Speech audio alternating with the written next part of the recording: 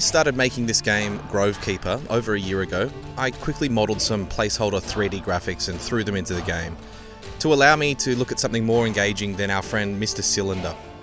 While I have a lot of experience in Maya, my student license expired and I was forced to learn Blender. So for someone used to Maya, everything about Blender blew my mind, in good and bad ways.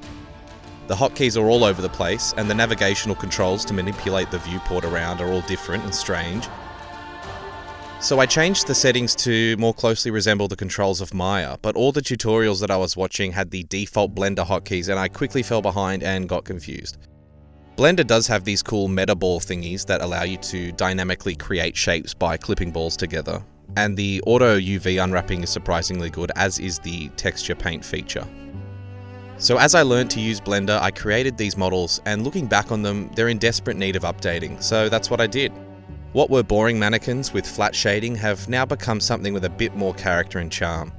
Despite their improvement in fidelity, they actually have less polygons and are smaller file sizes. I use Substance Painter, which I'm in love with by the way, to make the basic textures, and I limited them to 512 by 512 pixels as the units are so small on the screen, any more I think is unnecessary. I remodeled the Waith, the level 1 hunter unit. I gave him a short back and sides and some arm and leg wraps. He's pretty cool. I did the level 2 hunter with his green hood and van brace to protect his left arm. There's the Berserker, who has a refreshing amount of chest hair and looks like he would fit in at a coffee shop in Melbourne. The Leshy model has been replaced with an asset I found on Turbo Squared. He's more gangly and dexterous now, which is kind of creepy. While doing this graphics overhaul, I updated the combat as well. While working on the Lords of the Land, that I mentioned in the last video, I programmed these enemies to charge the player quickly, and I separated the top and bottom halves of the animation avatar so that he could swing his sword before he arrived at his destination. This felt more fluid and realistic, rather than waiting for the Lord to stop and then start an attack animation. I realized, why aren't I doing this for all my units in the game? It was getting awkward having them bunch up together and not start their animations. So I introduced this to the combat as I went, and I have to say it was one of the best moves I've made on the project in a good while. The animations look a little goofier at times due to the disconnection between the top and bottom halves, but the combat feels more dynamic and exciting than it was before, so I'm happy with that trade-off. This was also true for range units like the Goblin Archer. I've completely changed how the arrows work, so now they can shoot and move at the same time, and the arrows seek their targets. This made the goblins pretty overpowered at first, so I've balanced them by reducing their health significantly, making them particularly weak against enemy archers, and this is striking an interesting and tactical balance. In addition to this, each player unit now has 3 possible attack animations that it will switch between, and some new blood particle effects are really helping to sell this stylized violence.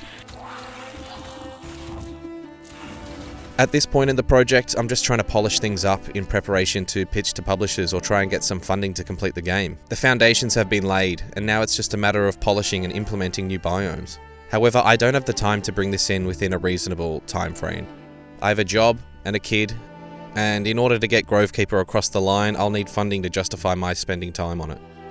So please, subscribe to the channel. The world, or at least a small fraction of it, needs to see Grovekeeper come to life.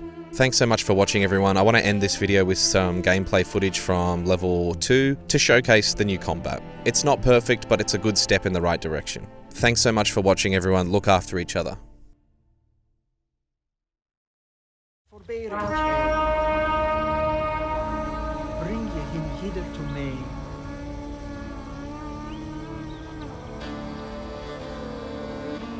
Drichte.